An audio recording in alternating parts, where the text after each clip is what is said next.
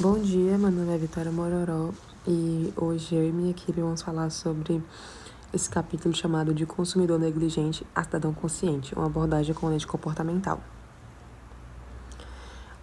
O capítulo começa explicando um pouco sobre o que é consumismo. Então ele fala que o consumismo é a prática de valorizar bens materiais e não materiais como símbolo de status, identidade e coesão social. Fala também que a busca por bens que tenham um significado emocional, criando uma conexão pessoal com o objeto, seja físico ou digital. Daí ele traz esse parênteses sobre digital, ele vem falando sobre NFTs e como os NFTs também estão ligados a status social, né? Então, acaba sendo um bem com significado emocional. E ele ressalta que produtos de consumo como roupas de marca ou carro de luxo são comprados não só por qualidade funcional, mas para expressar status e identidade social. Ele vai falar que o consumismo ele tem várias implicações, né? E dentre elas ele vai levantar 4 como pontos principais. São elas impactos econômicos, que o consumismo excessivo ele vai desestabilizar as finanças pessoais e contribuir para uma instabilidade econômica em larga escala. Ele também fala de impactos psicológicos, né, que o consumismo ele cria um ciclo de satisfação temporária, onde o prazer é adquirido com a compra de novos bens é efêmero, e esse ciclo é conhecido como esteira hedônica, gera um prazer, gera uma busca incessante por prazer material.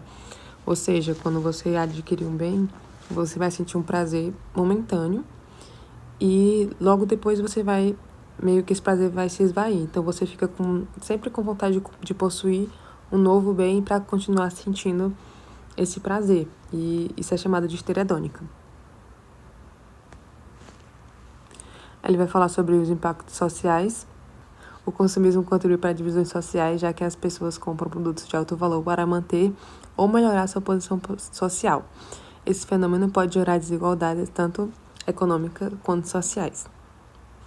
E, por fim, ele fala sobre impactos ambientais. Ambientalmente, o consumo excessivo gera uma pegada de carbono alta, esgota recursos naturais e aumenta a poluição, que é um problema bem recente, né? Esse excesso de lixo que a gente tem produzido, excesso de roupas que vão para os lixões e acaba que isso é muito relacionado com o consumismo, né? Exagerado. Agora ele vai trazer uma visão do Homo economéricos e do Homo consuméricos. Esse Homo economéricos ele é o modelo clássico da economia, né? Que enxerga o consumidor como racional, que toma decisões para maximizar sua utilidade de forma lógica e sem influências externas. É um ser completamente racional, né? Que vai ter ciência de tudo e que vai sempre tomar as melhores decisões. Só que a gente sabe que não é assim que acontece. Então, tem o Homo consuméricos, que ele é um modelo trazido pela economia comportamental, que ele reflete mais o consumidor real, que é impulsionado por emoções, desejos sociais e influências externas, como a publicidade e o marketing, que é o que é mais real, né? E ele vai trazer um quadro sobre algumas características do homo econômicos e do homo consuméricos. Então, ele traz sobre o homo econômicos que o consumo é retratado como um processo simples, que visa satisfazer necessidades específicas e bem definidas e maximizar a utilidade. As necessidades são independentes das interações sociais, cultura, contexto e escolhas e comportamento de outras pessoas. Os consumidores são capazes de tomar decisões racionais e ótimas o tempo todo e examina as relações entre necessidades, preço, renda e preferências individuais de forma linear e simplista. Então, como eu falei, esse seria o Homo econômicos, que é o ser completamente racional, que maximiza a utilidade, né, retratado pela economia clássica. Já o Homo consuméricos, ele vai trazer que o Homo consuméricos, o consumo resulta da multiplicação de emoções, experiências, expectativas sociais e sensações, e possui também desvio da escolha racional normativa, desejo de ter mais, especificamente possuir algo novo. Ele testa a elasticidade do consumo, diferencia o consumo psicológico do consumo físico, O paradoxo da escolha gera um padrão mental de maximização e retrata os consumidores como indivíduos complexos, impulsionados por emoções e influências sociais. Daí ele vai trazer aqui alguns vieses que vão impulsionar o consumismo, né? Ele fala sobre o consumo conspícuo, que é a compra do produto para demonstrar riqueza ou status, mais do que para a utilidade funcional do produto. Ou seja, não é a pessoa compra não pela qualidade do produto ou pela funcionalidade dele, mas sim pelo status que aquilo dele vai carregar.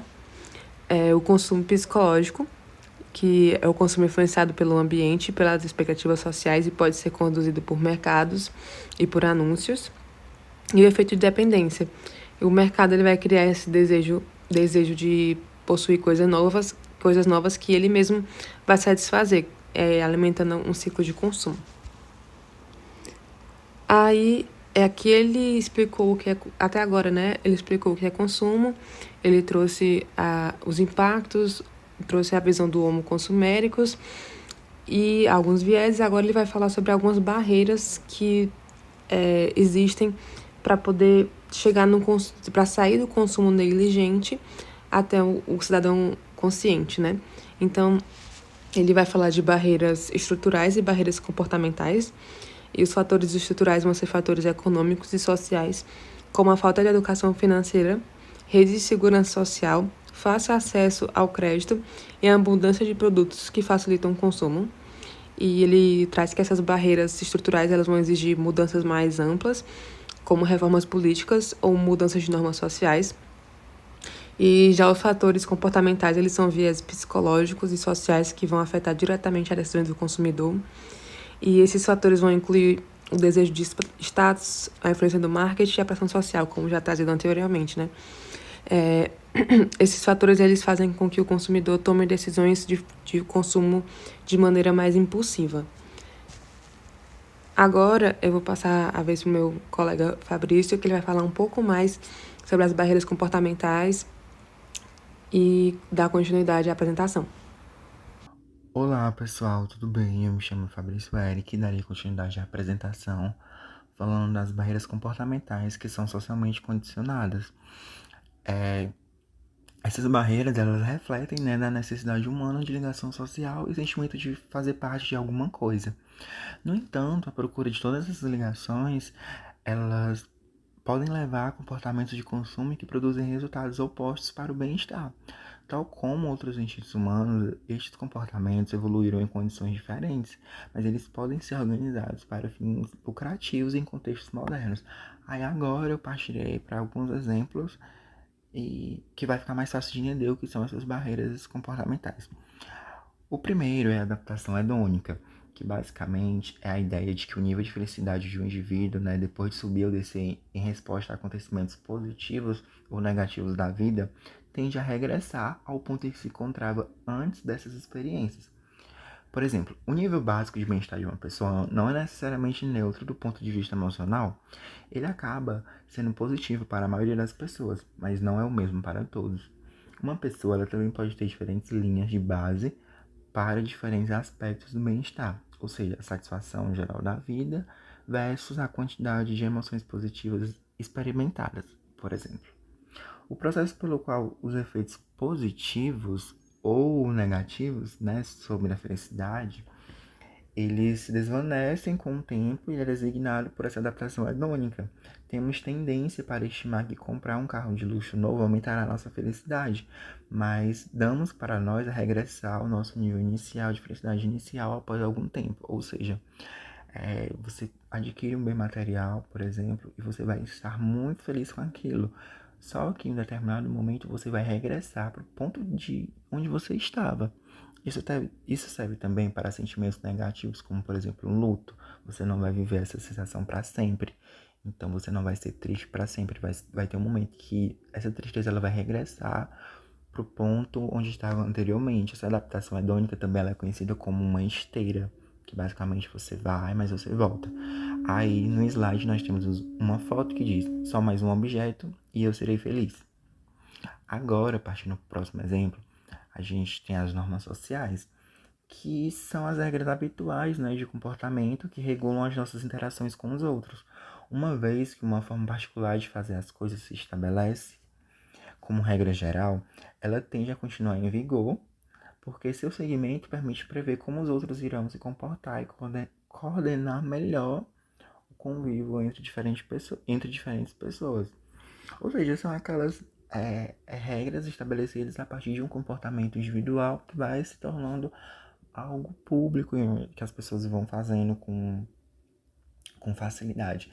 Aí nós temos um grande exemplo, né, que foi de bastante importante para o estudo das normas sociais, que nos Estados Unidos algumas cartas foram enviadas para a vizinhança e nessas cartas tinha o consumo de energia daquele povoado, né? Então, basicamente, as pessoas perceberam que tinham residências gastando bem mais do que as outras, e isso meio que influencia o seu gasto futuro, né? Porque você sabe que aquela quantidade que você vai consumir, ela vai ser mostrada. Então, é um hábito que passa a ser um pouco de conhecimento de todos. E as pessoas, elas podem se inspirar isso. Elas podem entender que se tem alguém que está utilizando acima da média, então as pessoas vão se inspirar a utilizar aquilo acima da média também, né?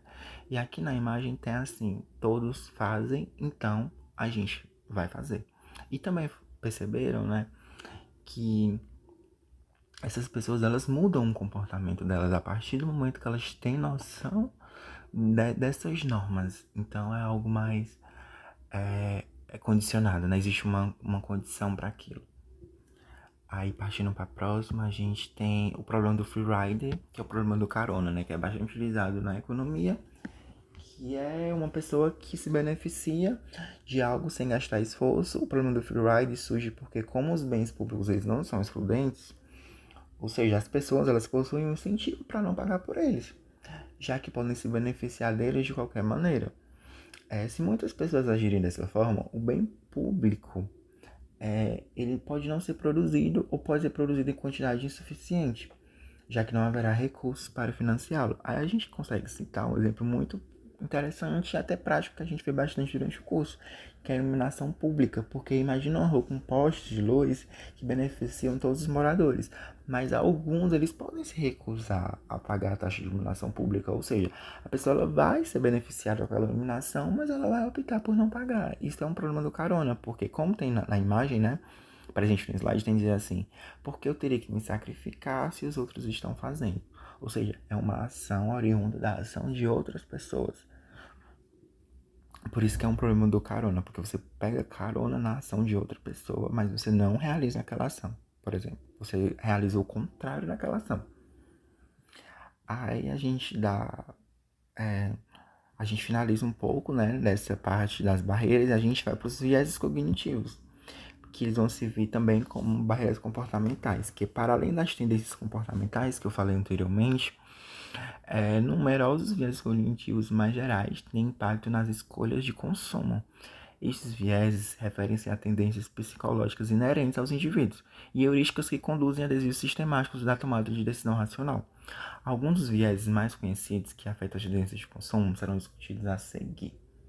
Aí a gente tem um exemplo da contabilidade mental, que ela tenta explicar como a gente atribui valor subjetivo ao nosso dinheiro. A gente utiliza de maneiras que violam princípios econômicos básicos. Ou seja, embora o dinheiro tenha um valor consistente e objetivo, a maneira como o gastamos geralmente está sujeita a regras diferentes, dependendo de como ganhamos o dinheiro, como pretendemos usá-lo e como ele nos faz sentir. Ou seja, basicamente, nessa ideia dos vieses da contabilidade mental, você aloca caixinhas dentro do seu cérebro para você guardar o seu dinheiro. Então você meio que segrega esse dinheiro dentro da sua mentalidade, que ele vai ser designado para diversas coisas e você não vai misturar esse dinheiro. Por exemplo, suponhamos que você está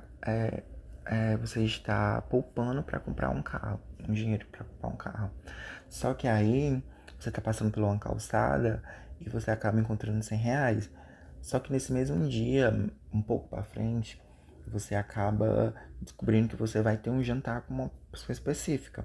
Ou seja, você vai pegar esses R$ 100 recém-descobertos e você vai investir nesse jantar. Mas você também pode dizer a si mesmo que esse dinheiro não poderia ser o dinheiro para esse carro, porque você entende que esse jantar ele vai ser uma ocasião única e especial. Então, por que não se presentear com uma noite agradável, sabe?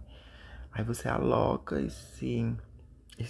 o dinheiro em determinados caixinhas que existem no seu cérebro. Porque, como diz na imagem, tem assim: este é meu dinheiro de diversão. Ou seja, aquele dinheiro que você encontrou, ele não vai ser pro seu carro, vai ser pra diversão. Porque a gente. É porque você entende a contabilidade mental de uma forma diferente. O próximo é o viés do presente, que ele é a tendência de focar mais na situação presente do que no futuro quando você vai tomar algumas decisões. Isso pode nos levar a priorizar recompensas imediatas em detrimento de ganhos futuros. Mesmo que essa decisão ela beneficie você menos do que a outra, do que no geral, sabe?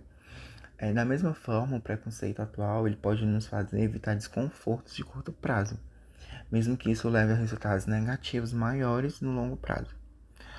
Aqui no slide tem alguns exemplos que você vai priorizar o presente do que no futuro. Temos ir à academia ou ficar em casa. Talvez para você hoje seja mais interessante você ficar em casa, porque você pensa no conforto do presente. Então, deve fazer mais sentido ficar em casa do que ir à academia. A outra pergunta é estudar para a prova ou assistir TV. Talvez exista aquela série, aquele filme, aquela novela que você não tá conseguindo ver ou que você tá com alguns episódios atrasados, então você vai priorizar assistir a isso, sabe? E não estudar, como por exemplo. E o final é economizar seu dinheiro ou fazer compras online. Você vai optar, obviamente, por fazer compras online, porque economizar seu dinheiro é sobre questões a longo prazo. E você talvez, como, como uma barreira comportamental, você vai pensar que talvez fazer compras seja uma opção mais interessante. A gente parte para o próximo, que é o viés da escassez, que é o viés que afirma que quanto mais difícil é adquirir um item, mais o valorizamos. Em outras palavras, se achamos que algo é escasso, queremos mais. A palavra-chave aqui é pensar. Algo não precisa ser escasso para nos fazer querer mais, só precisamos pensar que é escasso. Um exemplo muito prático disso é que na pandemia da Covid-19, surgiu uma questão sobre o papel higiênico, que diziam que o papel higiênico ia se esgotar. E as pessoas, elas chegaram a acreditar que isso realmente ia acontecer. Só que, por exemplo, as pessoas iam aos mercados e compravam bastante papel higiênico, ao ponto de não ter mais nenhum na prateleira, na mesma semana, no mesmo dia. Só que as pessoas, elas também entendiam que os papéis higiênicos, eles não iam deixar de ser fornecidos, porque quando a gente para pensar, é algo até que essencial para as pessoas, né? Papel higiênico. E isso não comprometeu também o fornecimento do papel higiênico. Então, o grande problema daqui, a grande questão a, que é perder algo, sabe? Não ter algo. Faz com que você crie esse viés, que você seja condicionado a isso e, e você vai acabar valorizando aquele bem, entendeu? Aí na imagem tem é agora ou nunca, porque se você não ter, você acredita que se não ter ele agora, você não vai ter nunca mais. O próximo é o efeito posse ou dotação, que ele é a tendência que temos de valorizar bens ou serviços que a gente já possui, e é um efeito que ele pode ser observado pela diferença entre os valores que os indivíduos demonstram estarem dispostos a receber por um bem possuído, disposição a receber, e os valores que eles estão dispostos a pagar pelo mesmo bem quando não o possuem, que é a disposição a pagar. Kinex, né, ele realizou alguns experimentos em relação ao efeito dotação, no qual ele fez um experimento em que ele oferecia xícaras e depois ele perguntava se as pessoas queriam trocar essa xícara, por exemplo, por uma barra de chocolate. E as pessoas, por esse efeito posse, elas acabavam dizendo que elas não queriam trocar porque elas já se sentiam pertencentes com aquele objeto que elas tinham adquirido anteriormente. Ele fez o mesmo experimento com os produtos inversos, né? E o resultado basicamente foi o mesmo. Aí agora a gente parte para o último viés cognitivo, que é a aversão à perda, que é a tendência dos indivíduos a serem mais afetados pelas perdas do que os ganhos. Desta forma, a satisfação de se obter determinado ganho é menor do que o sofrimento de perda equivalente, que é basicamente o que originou a teoria da perspectiva de Daniel Kahneman, que das decisões sobre risco e aversão à perda, também conhecido também como a teoria do prospecto, onde a teoria da perspectiva é um princípio desenvolvido por Kahneman, em parceria com Tversky, em 1979, onde ele descreve o modo como as pessoas escolhem entre as alternativas que envolvem riscos e que têm probabilidades incertas para os resultados. A gente pode exemplificar como uma pessoa que compra um produto e se arrepende da compra. Ela pode sentir mais a dor de ter gasto dinheiro do que a alegria de ter o produto. Isso pode levar a pessoa a evitar novas compras por um tempo, mesmo que precise de outros produtos. Aí, como tem na imagem, né, esse gráfico diz que a dor de uma perda é 2 vezes mais poderosa do que o prazer de um ganho. Espero que tenham entendido mais sobre essas barreiras e sobre esses viés cognitivos. Passamos agora para a continuidade da apresentação. Boa noite, pessoal. Eu sou o Fernando. Eu vou falar sobre intervenções comportamentais, certo? E nessas intervenções comportamentais vamos usar diferentes categorias para moldar comportamentos de consumos para um padrão mais saudável e equilibrado, porém sem perder a liberdade de escolha, certo? E o exemplo vai buscar de forma mais educativa uma forma de a pessoa poupar mais dinheiro e ter uma consciência melhor de consumo, certo? Uma das primeiras intervenções vai ser o poder do agora, que se trata de aproveitar de momentos oportunos para maximizar o impacto, onde é baseado esse poder do agora em mudar hábitos e padrões de consumo, onde um exemplo que usa, no caso, é uma mensagem do banco ao cair dinheiro, induzindo a pessoa a poupar. Então, ao você receber um dinheiro no seu salário no banco, o banco já automaticamente envia uma mensagem induzindo a você colocar um dinheiro em uma poupança ou um CDB, em algum investimento para ter uma rentabilidade e você não ter aquela sensação de ter o dinheiro e querer gastar, e sim poupar e juntar mais dinheiro, certo? O outro poder que vamos ter também vai ser o poder das normas, onde as pessoas buscam se enquadrar sempre nas escolhas de suas gerações. Então ela se baseia mais nas questões da sociedade em si, de procurar sempre o que as pessoas da sua época, da sua geração estão fazendo com o dinheiro, certo? E esse poder de influência pode ser usado de uma forma boa ou de uma forma ruim, digamos assim, porque hoje em dia o uso principalmente das redes sociais, ela pode servir tanto para o bem como para o mal. Então, se uma pessoa da geração que ela se entende com aquela pessoa, se identifica com aquela pessoa, aquele digital influencer, onde a pessoa só posta gastando dinheiro, vivendo uma vida de luxo, então consequentemente a pessoa será induzida a fazer o mesmo. Da mesma forma, o contrário também pode ser feito.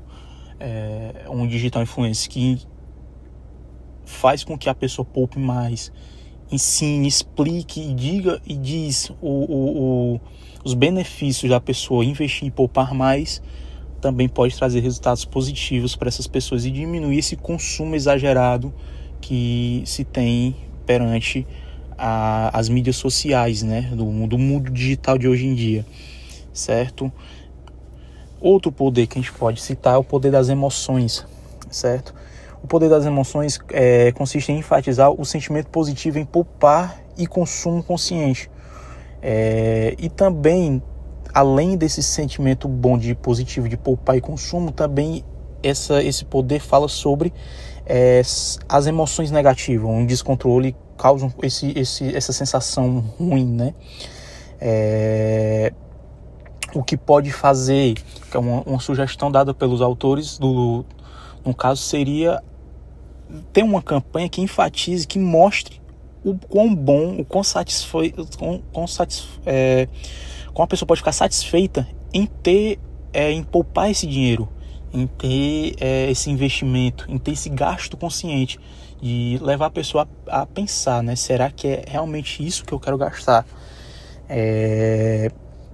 E além disso, outra forma também que os autores colocam como exemplo seria uma plataforma de investimento mais simplificada, porque ao pessoal entrar, vamos supor, numa plataforma de uma corretora de investimentos, onde ela vai ter um primeiro contato em um investimento de ações e tem que abrir um home broker.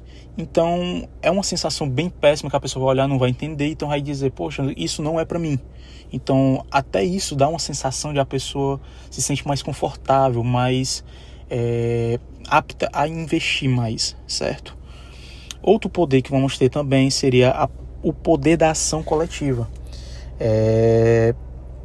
onde diz que os consumidores tendem a ser egoísta devido ao problema do carona. O problema do carona diz que as pessoas tendem a pensar que eu não vou pagar uma coisa, um bem, vamos supor, uma iluminação de um poste na rua. Se a pessoa não pagar, outra pessoa irá pagar. Então, aquela pessoa que não pagou vai se beneficiar do pagamento da outra pessoa, porque a luz da rua não vai ser cortada porque uma pessoa deixou de pagar, certo? Então, esse é o exemplo do problema do carona, onde pessoas se aproveitam de outras pessoas para poder serem beneficiadas, certo? Um dos mecanismos que que foi abordado para solucionar ou reduzir, diminuir esse problema, seria o mecanismo de cooperação condicional, onde vamos pegar um exemplo de um financiamento para uma doação, onde você coloca um limite de dinheiro e mostra para outras pessoas o quão as pessoas estão investindo. E aquilo, dependendo do país, da competitividade coletiva, né, cada um tem uma competitividade em relação ao outro, pode ocasionar uma maior eficácia de doações, certo? Esse é uma das soluções, né, uma das reduções desses malefícios do problema do carona, certo? Que é o poder, que é exemplificado no poder da ação coletiva. Já no poder de enquadramento, framing, isso mostra nesse poder mostra como a mensagem é citada pode induzir a pessoa a querer poupar mais e investir mais. Por exemplo, um exemplo seria reformular a palavra poupança por investimento, certo? Só em a pessoa saber que ela não está colocando dinheiro numa poupança, mas sim um investimento, dá um empoderamento daquele capital colocado naquele canto, certo? Então a pessoa, poxa, eu estou investindo, não apenas poupando, que a sensação de investir é que você está poupando e ganhando um dinheiro acima daquele que você juntou, certo? Então só uma mudança de uma palavra já faz com que você dê outro sentido para o que está sendo feito, né? Isso induz mais a pessoa a querer guardar o dinheiro, a querer investir esse dinheiro, certo? Outro poder que vamos ter é o poder do priming, que consiste em mudar os comportamentos das pessoas por forma de estímulo, de forma passiva e oculta, certo? Como vamos pegar um exemplo desse poder de priming, seria um cheiro cítrico em um ambiente limpo do álcool em gel dos hospitais de Miami, que foi o exemplo que foi dado no livro. Só pelo fato de o álcool em gel ser um cheiro mais cítrico, um cheiro mais agradável, e um ambiente em si do hospital de ser limpo, só isso já faz com que a pessoa induza a usar mais o álcool em gel por conta desse local limpo, né? Já que o local é limpo, então eu vou me higienizar para continuar limpo no local, certo? Então isso mostra já que o ambiente pode mudar a pessoa, né? Induzi-la. Então isso pode ser usado também como uma forma de poupar, um ambiente mais poupador, que induz você a poupar, faz com que você, consequentemente, poupe mais, certo? E a conclusão disso tudo a sociedade de consumo traz benefícios, mas também gera desafios e responsabilidades, certo? Que é o que estamos buscando entender nesse capítulo, né? E esse capítulo busca mais procurar fatores, compreender e moldar os comportamentos dos consumidores para tentar, de uma forma mais eficaz, torná-lo aquele consumo consciente. Não é que a gente não precise desse consumo, mas a gente tem que ter um consumo consciente, certo? Para não ter aquele consumo exagerado, impulsivo. E os poderes mencionados anteriormente são exemplos que os autores buscaram ter de intervenções comportamentais para que possam melhorar essa questão desses consumos exagerados, consumos inconscientes, né, impulsivos, certo? E como qualquer pesquisa, quanto mais tempo, quanto mais abrangente a sua área de pesquisa, melhor ainda mais, certo? Então, com certeza ainda continuará tendo muitas pesquisas para melhorar ainda mais essas conclusões, essas intervenções, certo? Ficamos por aqui.